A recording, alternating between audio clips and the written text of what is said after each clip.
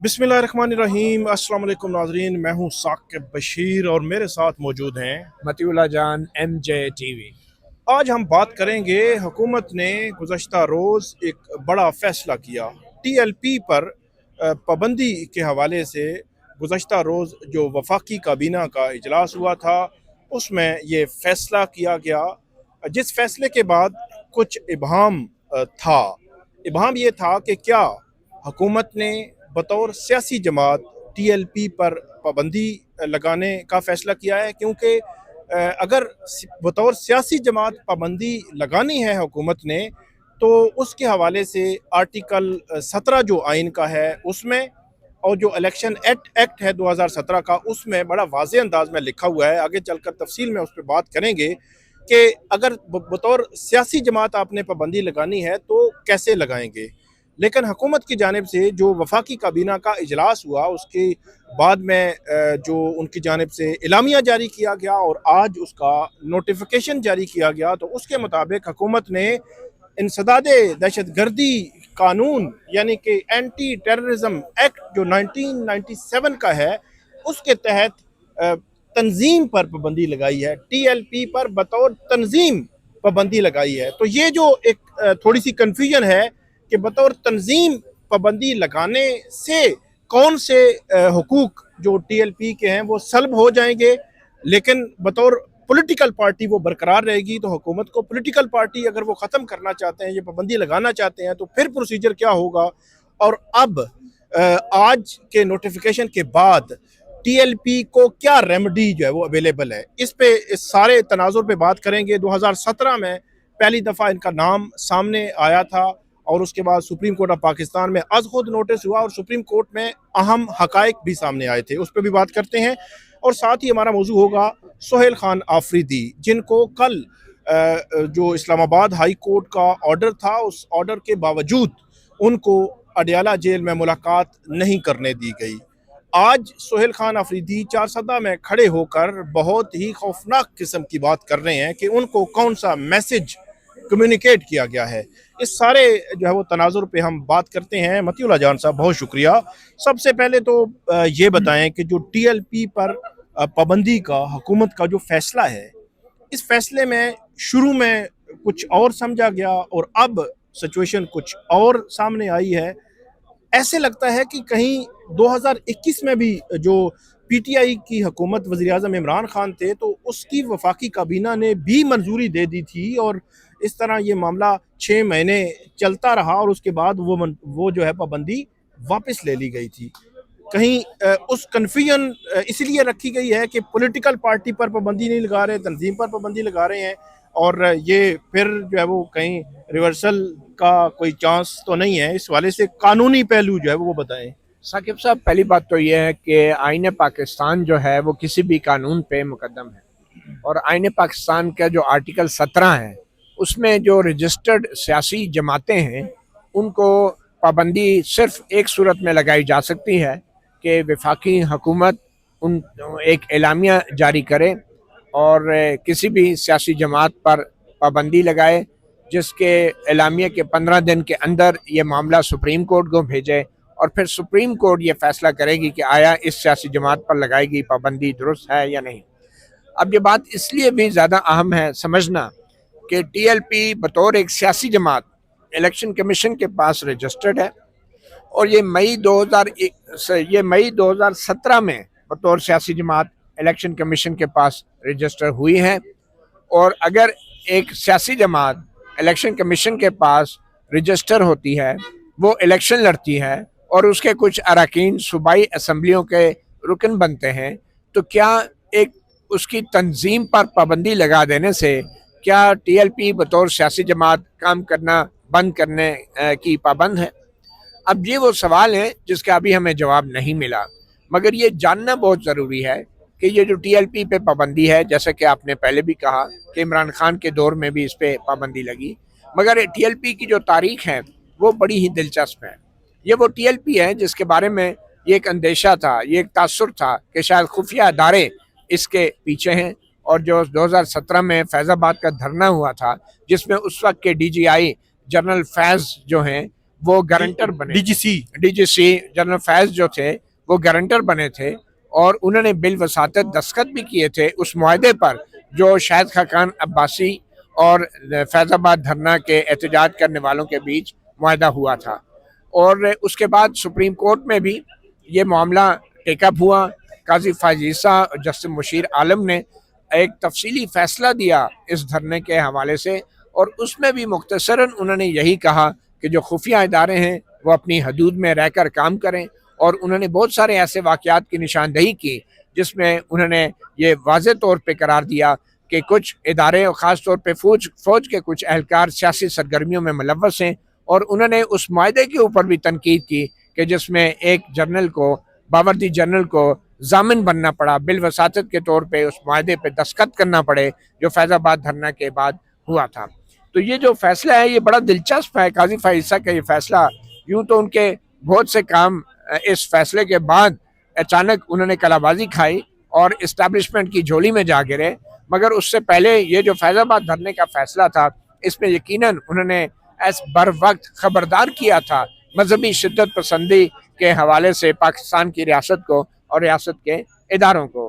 तो ये जो फैसला है उसकी चंद मैं इक्तसाबात अगर आपको पढ़ के सुना दूँ, ये बड़े दिलचस्प हैं। और इसमें वाज़े तौर पे ये काजी फाइसा अपने जजमेंट में उन्होंने लिखा है कि अगर एक पॉलिटिकल पार्टी जो है वो गैर मुल्की इमदाद से चलती है या फिर ऐसा काम करती है जिससे पाकिस्तान की सलामती और खुद मुख्तारी को ख़तरा हो, तो फिर इलेक्शन कमीशन ऑफ पाकिस्तान के पास ये आइनी तौर पे भी और इलेक्शन एक्ट के तहत भी ये अख्तियार है कि इस हवाले से वो रेफरेंस वफाकी हुकूमत को सेक्शन 212 के तहत इलेक्शन एक्ट 2017 में जो है उसको भेज दे वफाकी हुकूमत को। और जब ये वफाकी हुकूमत को रेफरेंस जाएगा कि पॉलिटिकल पार्टी जो है ये गैर मुल्की इमदाद से चलने वाली है, तो फिर उसके बाद 15 दिन के अंदर वफाकी हुकूमत जो है वो एक नोटिफिकेशन जारी करेगी। और जो वफाकी हुकूमत अगर ये एलामिया जारी करती है कि ये गैर मुल्की इमदाद से चलने वाली पार्टी है, तो 15 दिन के अंदर उस एलामिया के वो सुप्रीम कोर्ट में मामला भेजेगी। और अगर सुप्रीम कोर्ट ने भी वफाकी हुकूमत के उस एलामिया को जायज़ करार दिया, दुरुस्त करार दिया, तो फिर वो जो सियासी जमात है वो तहलील हो जाएगी। मगर ये मामला सियासी जमात के हवाले से था।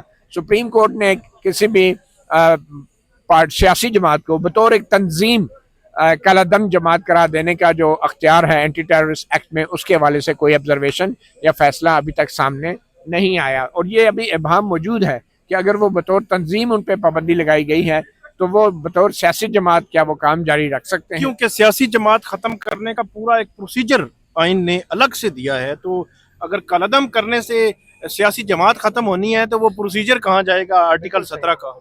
देखिए, और ये काजी फाइसा के उस जजमेंट के अंदर बड़ी दिलचस्प बातें थी, क्योंकि ये वो वक्त था 2019 का कि जब TLP के हवाले से, जैसा मैंने पहले कहा, खदशात थे कि खुफिया अदारे भी उसके पीछे हैं और बहुत सारी कुव्वतें जो हैं वो नून लीग की हुकूमत को गिराने के लिए मुतहर्रिक थी, जिसमें TLP भी बज़ाहिर पेश थी। तो उस फैसले में काजी फाइसा लिखते हैं कि सेक्रेटरी इलेक्शन कमीशन और जो director general law election commission के थे, उन्होंने इस बात की तस्दीक की कि जो TLP है, जब उससे उनके जो है आमदनी और अखराजात का तखमीना मांगा गया, उनसे उनकी मालियाती हिसाब किताब मांगे गए, तो TLP ने वो ताउन नहीं किया। और जहाँ तक इलेक्शन कमीशन के अख्तियार का ताल्लुक है कि अगर कोई ताउन नहीं करता, अपने माली अखराजात का और खाताजात जो हैं वो इलेक्शन कमीशन से शेयर नहीं करता, तो इलेक्शन कमीशन क्या कर सकता है? तो इस हवाले से सुप्रीम कोर्ट का ये फैज़ाबाद धरना केस का फैसला कहता है कि इलेक्शन कमीशन के DG और सेक्रेटरी ने ये बताया कि ये जो कानून में अख्तियार दिया गया है इलेक्शन कमीशन का, ये महज दिखावे का, ये कॉस्मेटिक इन नेचर ये अख्तियार है कि वो ऐसी सूरत में किसी सियासी जमात के खिलाफ कार्रवाई कर सकता है। फिर इसमें इंटेलिजेंस एजेंसियों की भी रिपोर्ट थी और उस रिपोर्ट का भी खुलासा ये था कि ये जो सोर्स है, इसके ज़राए हैं TLP के आमदन के, और इसका जायकार है या पता है वो जो लीडरशिप की, उसके बारे में ISI ने जो रिपोर्ट दी है। मगर इस सवाल का जवाब ISI ने नहीं दिया कि क्या ये तंजीम या ये सियासी जमात इनकम टैक्स अदा करती है और क्या इनके कोई बैंक अकाउंट्स हैं। इस पे ISI ने ये कहा था कि हमारा ये मैंडेट नहीं है, यानी कि ISI का ये मैंडेट नहीं है कि वो सियासी जमातों के अकाउंट्स या बैंक्स के हवाले से कोई मालूमात 2017 की ये रिपोर्ट है। 2017 की रिपोर्ट है। बहरहाल उस वक्त भी काजी फाइसा ने ISI की इस रिपोर्ट पे यकीन नहीं किया और ये कहा कि ये बड़ी हैरानकुन बात है कि ISI जैसा इदारा कह रहा है कि हमें पता ही नहीं है कि TLP के अकाउंट्स हैं वो क्या है और इनके अखराजात क्या है और इनकी ज़राए आमदन क्या है।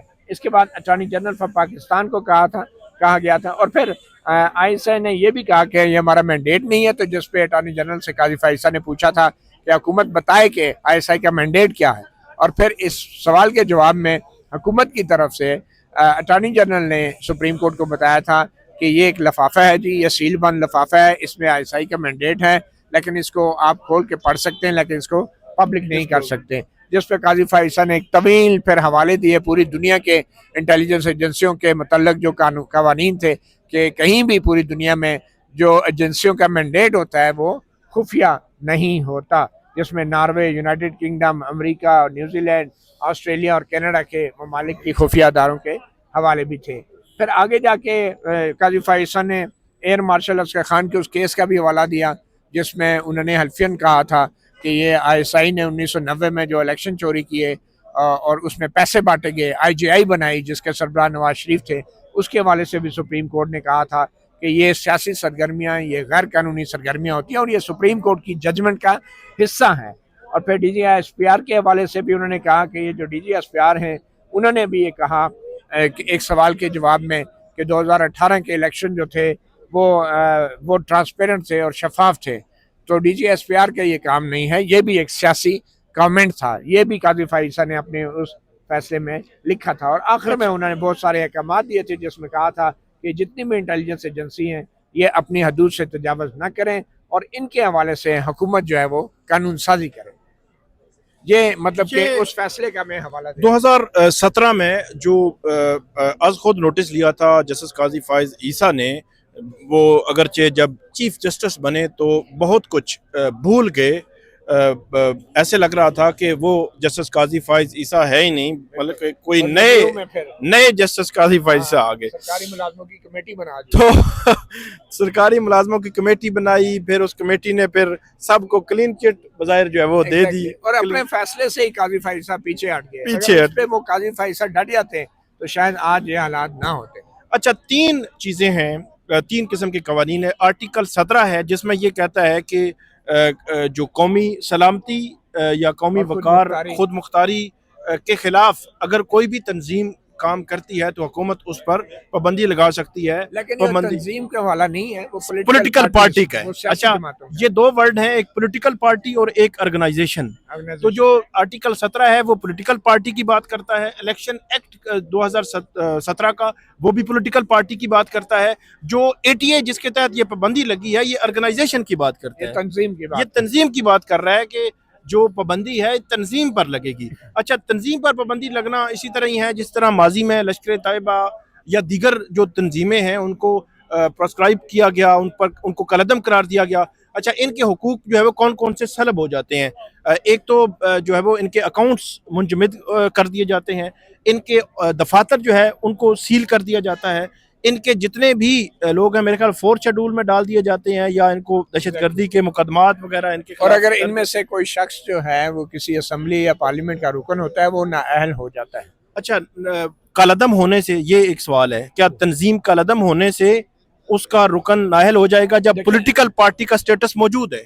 नहीं, ये जो तंजीम है इसके कालअदम होने से या प्रोस्क्राइब होने से कोई फ़र्क नहीं पड़ता, मगर सियासी जमात जब बैन हो जाए और सुप्रीम कोर्ट हतमी तौर पे फैसला कर ले कि ये अब सियासी जमात नहीं रही तो फिर उसके जो अरकान असम्बली होते हैं वो नाअहल हो जाते हैं। इस वक्त हुकूमत ने जो काम किया है इससे उनके असम्बली के अरकान नाअहल नहीं होंगे जब तक कि हुकूमत बतौर पॉलिटिकल पार्टी उस पर पाबंदी नहीं लगाती। पंजाब में है इनके, पंजाब में या एक मेरे ख्याल में सिंध असम्बली में है। तो इसमें अब ATA के कानून के तहत जो पाबंदी लगी है ये 30 दिन में अपील कर सकते हैं। वजारत दाखिला की एक इंटरनल कमेटी होती है, उस कमेटी के सामने फिर उसके बाद जो है वो हाई कोर्ट में ये जा सकते हैं। के अंदर हाई कोर्ट में भी जा मतलब ये रेमेडीज हैं TLP के पास जिनको वो अवेल करके आगे बढ़ सकते हैं और इस पर जो है वो इस पाबंदी को चैलेंज कर सकते हैं। मतलब आप इसका मतलब हम क्रक्स क्या निकालें? हुकूमत ने कोई टाइम हुकूमत गेन करना चाह रही है या देखिए, 2021 में?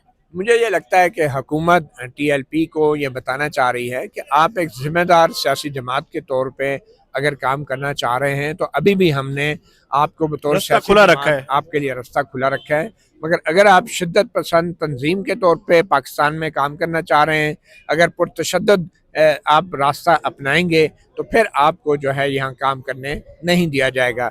मगर मुझे यकीन है कि जब बतौर तंजीम भी इनके दफातर सील होंगे, बैंक अकाउंट्स बंद होंगे, तो ऑब्वियसली वो नाम तो टीएलपी का ही होगा। तो अल्टीमेटली ये अमली तौर पे तो टीएलपी बतौर सियासी जमात ही जो है वो कलअदम हो गई है और बैन हो गया। अमली तौर पर क्योंकि उनके जो अरकान हैं, उनके जो कोई सदूर हैं, कोई तंजीम के जो ओहदेदार हैं या कोई भी उनके मेम्बरान हैं, किसी सतह पे भी वो काम नहीं कर सकते। उनके खिलाफ पुलिस जो है वो कार्रवाइयाँ कर सकती है इस नोटिफिकेशन के तहत। और आज ही जो आईजी पंजाब हैं उन्होंने प्रेस कॉन्फ्रेंस में ये बात की है। बल्कि जब ये वाक़या हुआ था मुरीदगे के में, उसके बाद सोर्सेज से इसको सिक्योरिटी ज़राए टाइप या सोर्सेज के ज़राए पंजाब से मुख्तलिफ मीडिया पे हमने देखा, ये चलता रहा कि शायद पुलिस जो है वो उस जगह की तयन कर लिया है या पुलिस को पता चल गया है कि वो किस जगह पे हैं, तो जल्द गिरफ्तार कर लिया जाएगा, ये बयान आ रहे थे। लेकिन आज साद रिजवी और उनके भाई जो साद रिजवी और अंस रिजवी जो मुरीदके का वाक़या हुआ, तो उस वाक़े में आज आईजी पंजाब ने ये बात की है कि उन दोनों भाइयों के हवाले से हमें कुछ मालूम नहीं है। तो ये एक तासुर दिया जा सकता है कि अब हो सकता है उनको केस क्या सिचुएशन होगी, कहाँ पे होंगे, किस तरह होंगे, या उनको जो इल्ज़ामात आ रहे थे गोली लगने के इल्ज़ामात या इस तरह के, क्या उनमें कोई हकीकत है? ये वो सवालात हैं मुरीदके के हवाले से अभी तक उनके कोई जवाब किसी तरफ से भी नहीं आया। तो ये सारी जो है वो सूरत हाल है टीएलपी पर पाबंदी के हवाले से। अब आगे बढ़ते हैं। सोहेल खान आफरीदी कल इस्लामाबाद हाई कोर्ट के chief justice justice Sarfraz Dogar, justice Arbab Mohammad Tahir, justice Azam Khan, उन्होंने जो मुलाकातों के केसेस लगा रखे थे। लेकिन ऐसे लगता है कि कल जब लार्जर बेंच बैठा तो ये पहले से तय था कि हमने सिर्फ एक केस सुनना है, और वो केस है इंट्रा कोर्ट अपील पंजाब हुकूमत की, और वो है शिक 265। जो रूल 265 है, जो कवायद ज़वाबत हैं जेल के मैनुअल के जेल के हवाले से, तो उसको हमें सुनना है। और उसमें यह है कि सियासी गुफ्तगू नहीं कर सकता कोई भी कैदी। तो उसको सुना तकरीबन 25-35। लेकिन ये जो सियासी गुफ्तगू पर पाबंदी थी जिस 265 कानून रूल के तहत, उस रूल को जस्टिस सरदार एजाज असाक ने कलअदम करार दे दिया था, आइन के मुनाफिक करार दिया था। तो उस जस्टिस सरदार एजाज असाक के उस फैसले के खिलाफ सुप्रिटेंडेंट जेल और पंजाब हुकूमत ने अपील की थी। उस अपील को, इंट्रा कोर्ट अपील को, chief justice Dogar, justice Azam Khan, justice Arbab Tahir ने अपने सामने लगा के पहले वो वाला केस टेकअप कर लिया और 35-40 मिनट वो केस चलता रहा। और वो सुन के तो जज सब उठ के जाने लगे। तो सोहेल अफरीदी के वकील ने कहा, सलमान अकरम राजा ने, कि जनाब हम मुलाकात के लिए दरख्वास्तें पेंडिंग है, वज़ीर-ए-आला बैठे हुए हैं, आप उन्होंने बड़ा एहसान किया कि बैठ गए। मगर उन्होंने कहा कि हम ऑर्डर्स जारी करेंगे दोबारा वही शिक के हवाले से महफूज कर लिया।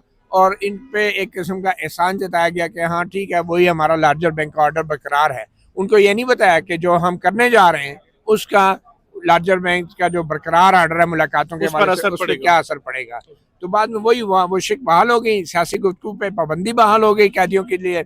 और फिर उसके बाद जब सोहेल अफरीदी गए वो ऑर्डर लेके अपनी तरफ से बड़े खुश थे कि हाई कोर्ट ने हमें मुलाकात की इजाज़त दे दी, तो सुप्रिटेंडेंट जेल ने उनको नहीं मिलने दिया। और फिर बाद में ज़राए ने बताया कि वजह यही है कि क्योंकि अब सियासी गुफ्तगू पे पाबंदी जो है वो बहाल हो गई है कैदियों के लिए, तो इसलिए सोहेल अफरीदी शायद ये सियासी गुफ्तगू करने जा रहे थे, तो इसलिए अब हमने रोक दिया। ऐसे लगता है कि जैसे सारी एक मैनेजमेंट के तहत मामला हुआ है, ऐसे तासुर इस सारी सिचुएशन से मिलता है कि सोहेल अफरीदी अडियाला जेल के बाहर पहुंचे और पीछे से ये ऑर्डर जो है वो आ गया कि सियासी गुफ्तगू पर पाबंदी है।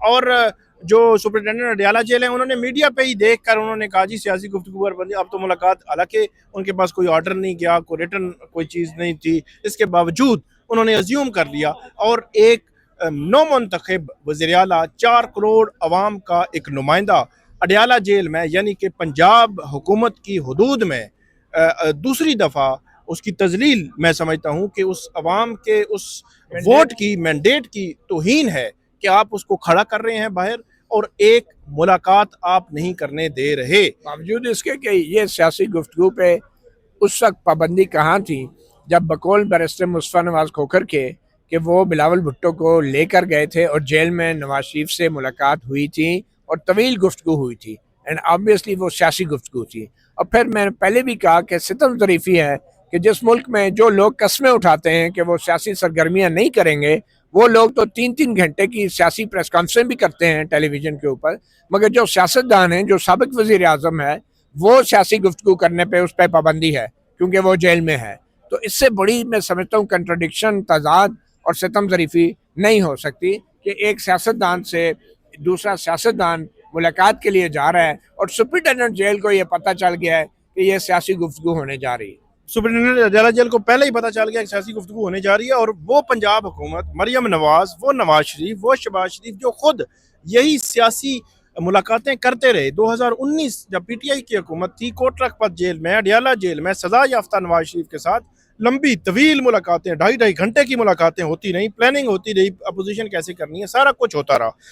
एक और बात जो अदालती बेतुकीरी है, अदालती हुक्म अदूली है, अदालती तौहीन है उस ऑर्डर की। मैं तो ये समझता हूँ कि अदालत के पास कोई हथौड़ा नहीं होता, अदालत के पास कोई डंडा नहीं होता, कोई बंदूक नहीं होती, अदालत कोई फिजिकली लड़ती नहीं है। अदालत के पास अथॉरिटी सिर्फ उसका एक जजमेंट है, ऑर्डर है, फैसला है, जो आइन जो उसको इख्तियार देता है वो उसके तहत करता है। अगर उस पर अमल दरामद खत्म हो जाए तो फिर तो वो एक आम बिल्डिंग ही है ना कि इमारत है जनाब खड़ी हुई, जिस तरह बाकी यहाँ पे मार्केट में कोई प्लाजा खड़ा है, इमारत खड़ी है, इसी तरह एक अदालत भी इसी तरह ही है। अगर उसके ऑर्डर की बेतुकीरी हो और उस इमारत में बैठे हुए जजेस को भी उसका एहसास ना हो कि हमारे ऑर्डर की बेतुकीरी का मतलब ये है कि अवाम का अदम एतमाद बढ़ रहा है, अवाम जो है वो फिर खुद ही फैसले करेंगे कि अदालत के पास हमने जाकर क्या करना है, उनका तो ऑर्डर ही नहीं माना जाता। देखिए, अगर जेल का जो कानून है 265, अगर सुप्रिटेंडेंट जेल वो सुप्रीम कोर्ट या हाई कोर्ट के जज की तरह अपने आप को समझता है और वो ये तशरीह करता है कि ये जो 265 है इसके मुताबिक इमरान खान सियासी गुफ्तगू नहीं कर सकते, तो फिर ये जितने भी पीटीआई के वकला हैं, क्या ये पीटीआई के अहदेदार नहीं हैं? क्या ये सियासतदान नहीं है? और क्या आप किसी भी मुल्ज़म के वकील को उससे मुलाकात से रोक सकते हैं? फिर सुप्रिटेंडेंट जेल कैसे ये यकीनी बनाएगा कि सलमान अकरम राजा, बैरिस्टर गौहर अली खान जो कि पीटीआई के अहदेदार हैं और इमरान खान के केसेस भी लड़ रहे हैं, या बैरिस्टर अली जफर, वो जब बतौर मुल्ज़म एक वकील के दरमियान जो मुलाकात होगी, क्या उसमें सियासी गुफ्तगू नहीं होगी? तो क्या सुप्रिटेंडेंट जेल उसको रोक सकता है? तो अगर सलमान अकरम राजा बतौर सियासतदान और पार्टी अहदेदार और बैरिस्टर गौहर अली खान या बैरिस्टर अली जफर या दीगर जो वकला हजरात हैं, वो अगर इमरान खान से बतौर पीटीआई कारकुन और लीडर मुलाकात करते हैं, तो फिर सुहेल अफरीदी क्यों नहीं मिल सकता? वो तो 4 करोड़ अवाम का मुंतखब वजीर आला है, उसकी मुलाकात का हक तो पहले बनता है। तो सुप्रिटेंडेंट जेल या अदालत के किसी जज को क्या गर्ज होनी चाहिए कि जब कोई मुलाकाती किसी कैदी का या मुल्ज़म का आता है तो वो उसके दरमियान क्या बात होती है? और ये मैं पहले भी बात कर चुका हूँ, वकला के बीच और जो मुल्ज़म के बीच जो गुफ्तगू होती है वो उसकी प्रिविलेज कम्युनिकेशन होती है, वो प्राइवेसी होती है, वो उसको खुफिया रखा जाता है सारी महज़ब दुनिया के अंदर। तो एक सुप्रिटेंडेंट जेल को इतना ज़्यादा जो अख्तियार मिल गया है, मेरा ये ख्याल है, जैसा कि आपने पहले भी इशारा किया, कि ये सब कुछ मैनेज था और ये हमारी इस्लामाबाद हाई कोर्ट की सुप्रिटेंडेंट जेल के साथ एयानतकारी है कि उन्होंने ऐसे मुबहम अहकाम जारी किए हैं जिससे एक अदलिया का वकार भी मजरूह हुआ है और उसके अहकाम पे अमल भी नहीं हुआ।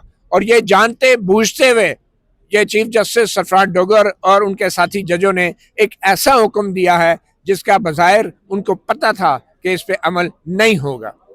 और वो अमल अप्रैल 2025 से ऑनवर्ड जो है वो 24 मार्च के उस ऑर्डर पर अमल नहीं हो रहा था। राना सनाउल्लाह साहब ने कल रात एक बात की है, ऐसे लगता है राना सनाउल्लाह साहब जब से एजाज चौधरी साहब की जो उन पर जो है वो सज़ा हुई और उनके जो वजह से बतौर सेनेटर उनसे नशिस्त लेकर राना सनाउल्लाह साहब को गिफ्ट में मिली है, तब से राना सनाउल्लाह साहब का भी थोड़ा सा बदल गया है रवैया।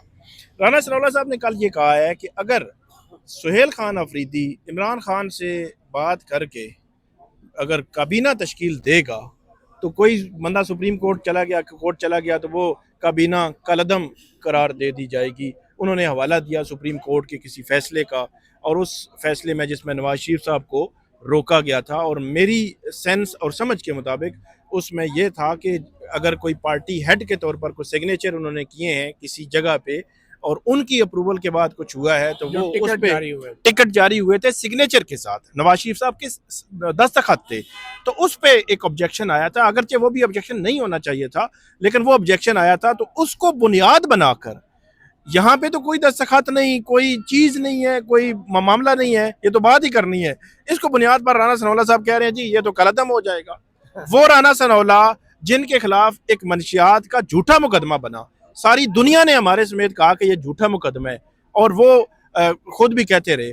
आज उनके दौरे हुकूमत में झूठे मंशियात के मुकदमे आपके खिलाफ जो है वो ट्रायल शुरू हो चुका है। पहले तो ये कहते थे, राना सनौला कहते थे, बाकी वजीर कहते थे कि झूठा मुकदमा है, उसके बाद तो खामोश बैठे हुए हैं। आज उनकी हुकूमत के नीचे जो आईजी है, जो इस्लामाबाद पुलिस है, वजारत दाखिला, वो बढ़ा रही है। कहने का मकसद ये है, मैं सिर्फ एक उस हवाले से बात की कि रवैये बदल गए हैं। तो ये जो उन्होंने कहा कि कलदम हो जाएगी जी, वो जो कभी ना कलदम हो जाएगी, ये इसको कैसे आप देखते हैं? राना सनौला जैसा सियासतदान ये बात कर रहा है। साकिब, आप जानते हैं हमारी पार्लियामेंट में ऐसे ऐसे सेनेटर और एमएनए हैं जो कि हुक्मरान जमात को भी नहीं पता कि ये किसके एमएनए और सेनेटर हैं। ठीक है ना, कई ऐसे लोग हैं।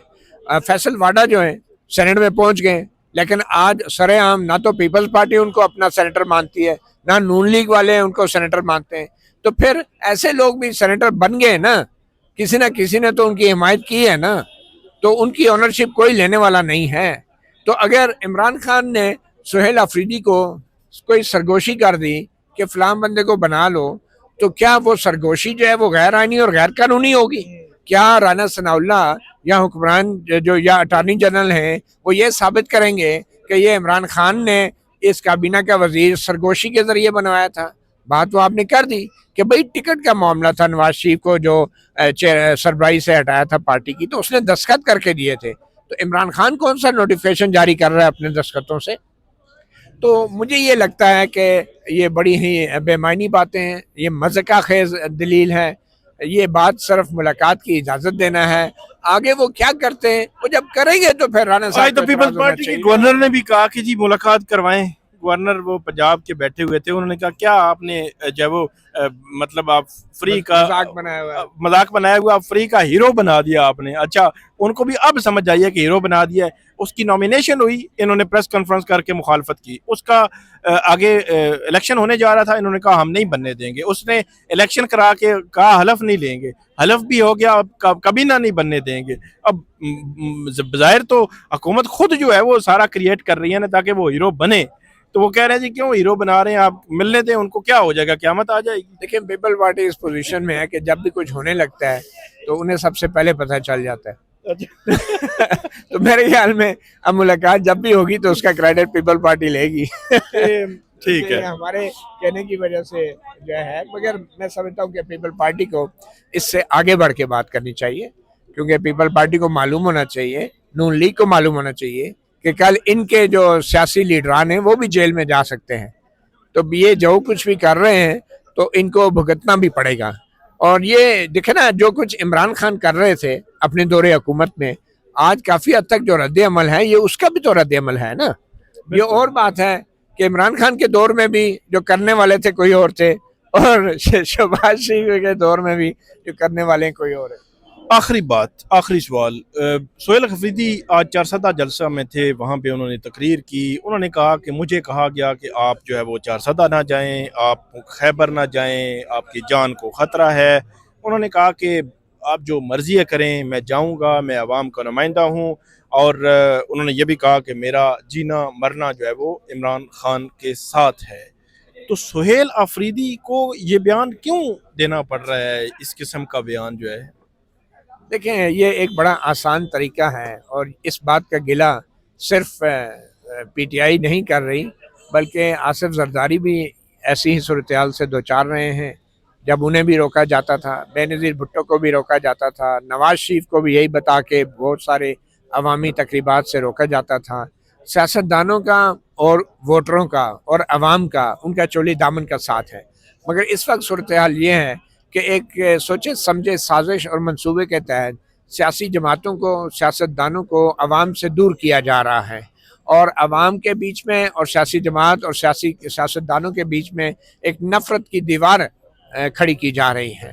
तो मुझे ये लगता है कि ये जितना भी प्रोपेगेंडा होता है सियासतदानों के खिलाफ, तो जब सियासतदान अपने लोगों के बीच में जाते हैं, उनके करीब जाते हैं, तो वो प्रोपेगेंडा काफ़ी हद तक ज़ायल हो जाता है। सियासतदान अवाम की ताकत है क्योंकि अवाम उसको मुंतखब करते हैं और हमारे मुल्क में ऐसी कुव्वतें हैं जो नहीं चाहती कि अवाम की ताकत जो है उसका मुजाहरा हो सियासतदानों के ज़रिए और सियासी जमातों के ज़रिए। तो इस तरह के थ्रेट अलर्ट जो हैं वो जारी ज़रूर होते हैं और चूँकि आज तक हमें फिर बाद में पता नहीं चलता, जैसे कि बेनज़ीर का नहीं पता चला कि असल मुजरम कौन था, तो इसलिए इन थ्रेट अलर्ट्स की अहमियत और भी बढ़ जाती है। मगर जिस रोज़ ये पता चल गया कि असल में बेनज़ीर को कातिल कौन है, जिस रोज़ ये पता चल गया कि माजी में जो भी सियासी शख्सियात पे हमले हुए और जो लोग कत्ल हुए उनके कातिल कौन हैं, उसके बाद इन थ्रेट अलर्ट्स की हैसियत भी सामने खुल जाएगी। खुल जाएगी। बहुत शुक्रिया मतीउल्लाह जान साहब। नाजरीन, हम आपको मज़ीद भी अपडेट करते रहेंगे, हमें आप फीडबैक दीजिएगा। अल्लाह हाफिज़। अल्लाह हाफिज़।